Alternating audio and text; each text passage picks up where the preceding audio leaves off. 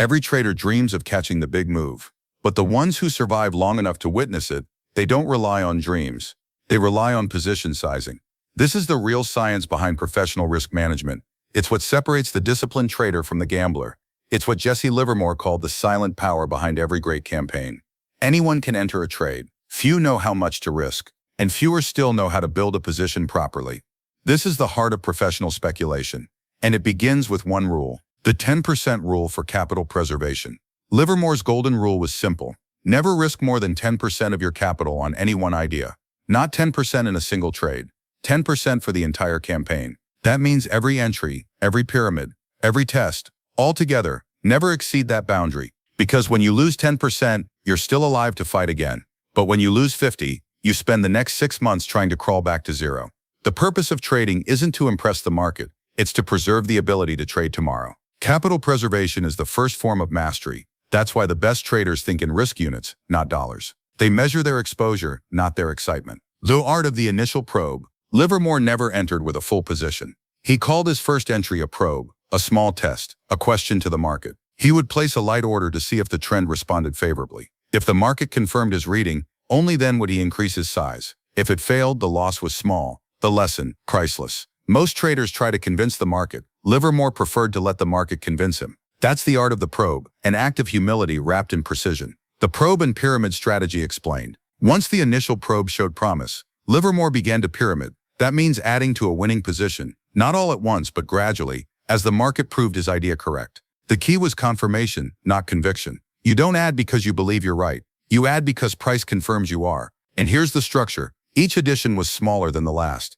A diminishing pyramid, carefully built on success, not hope. The average trader reverses this logic. They add when losing and cut when winning. They feed weakness, not strength. Livermore flipped that mindset. He added strength to strength, momentum to momentum, and only with profits earned from the market itself. That's what made him exceptional. Sizing based on confirmation, not conviction. Every trader feels conviction, but conviction is emotional. It whispers that you're right, even when you're wrong. Livermore knew conviction was dangerous. He replaced it with confirmation, the cold factual proof of market behavior. He never increased a position unless the market justified it.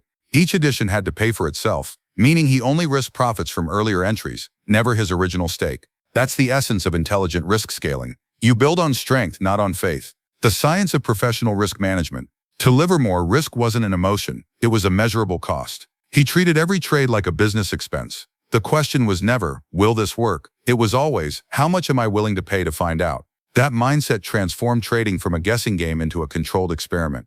Losses were part of the operating cost, not a personal failure, but data. Professional traders think in probabilities. They understand that risk is the rent you pay for opportunity.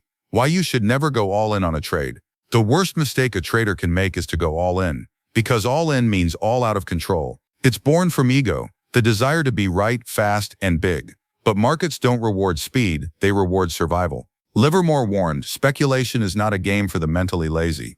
All-in positions might win once, but they destroy when they fail. The goal isn't to win big, it's to never lose big. And the trader who controls size controls fate. The dangers of using excessive margin. Margin is the double-edged sword of modern speculation. It magnifies both your skill and your stupidity. Livermore saw it ruin men faster than any bad tip or rumor. He believed margin should only be used by those who already know how to trade without it. If you need leverage to feel excitement, you're already gambling. Professional traders use margin sparingly, like a surgeon uses a scalpel, not a sword. The rule is simple, never let borrowed money decide your emotions, because debt and discipline never coexist for long. Professional trading isn't a test of charts, it's a test of character. It demands restraint when ego screams to act, and patience when the crowd is restless. Livermore treated speculation as a business, not an adrenaline sport. He entered with intent, scaled with logic, and exited with grace. That mindset turned speculation from gambling into a profession. He believed every great trade begins with observation, not opinion, and every trader must first learn to trade themselves before they can trade the market. How to avoid a catastrophic trading loss. Catastrophic losses don't come from bad trades. They come from bad habits, from ignoring stops, from averaging down, from thinking the market owes you a rebound.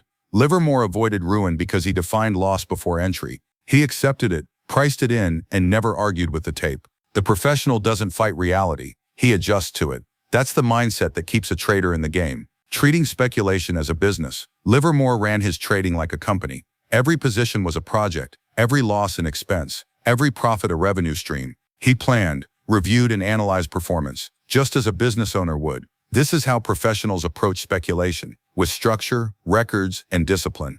No emotion, no excuses. Treat it like a business, and it will pay like one. Treat it like a thrill, and it will punish you like a casino. The legacy of professional capital management. Jesse Livermore's legacy wasn't just his fortune, it was his philosophy, that discipline, not brilliance, builds wealth. His position sizing rules remain the backbone of every professional trading system today.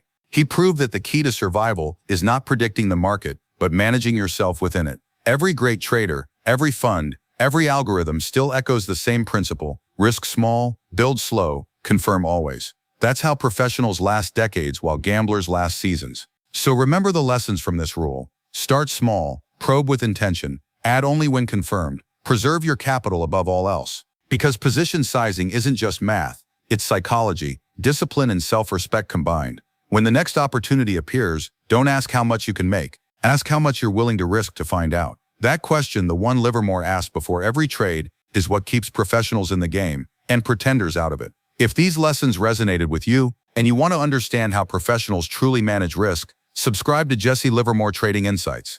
Here we uncover the timeless laws of trading psychology, position sizing, and capital preservation, the real foundation of lasting success. Because markets change, but wisdom endures. Stay patient, stay disciplined, and always trade with purpose.